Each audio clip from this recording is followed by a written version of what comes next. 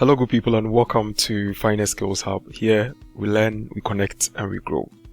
In this short video, we are going to learn how to use Excel's data validation tool to manage errors with data entry in Excel. We'll use a special case study on how to correctly enter dates. As we always do, let's head to Excel and see how to get this done. By default, cells in Excel will take any value you put in them.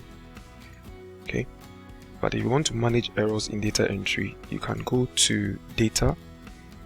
In the data tools group, you see data validation. So this special tool allows you to restrict entries to a cell, okay, to probably a whole number, decimal, list, date, time, the length of a text, or custom formulas. Now, for this case study, what we want to do is to prevent users from entering dates that are earlier than previously entered dates. So the date that should be in this range of cells should be equal to or greater than the ones that have been entered earlier. How do you get that done? So to start, you need one date here to start with, and then you highlight the range that is unused, the rest of the empty cells. And then you go to data validation. You can launch this dialog box with Alt DL if you want to use a shortcut.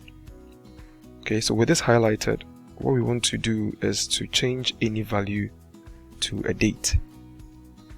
And then here, with the options listed, we can say the dates that come in this range should be greater than or equal to, and the start date, we choose the date we already have here, E5, which is the first date. Now this E5 is going to be a relative reference, so going down it will be changing to be applied to the subsequent cells. So once you've done this, you can even put in an error alert so that the user will know what he has to do when the error pops up.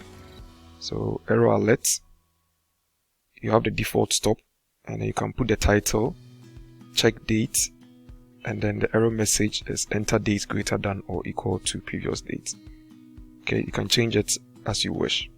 So once I click OK, what's going to happen is if I enter, let's say, a date before the start date, which is 1st January 2021, I get this error message. Okay, if I enter the same date, it accepts it. If I go down and I enter another date here, same 2021, I get the same error. But if I do 3rd January, it rejects it, so it means I need to do any date after 2nd February. Okay, so again, you can use the other options to manage how data gets into cells or ranges in Excel. As you always do, it is important you practice and you can add it to your list of Excel tricks.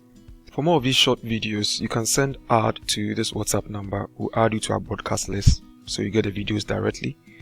All our old videos are on our YouTube channel, Finance Skills Hub. Please visit and hit subscribe for notification of new videos, or connect with us on any of these social media handles. Thank you so much for watching.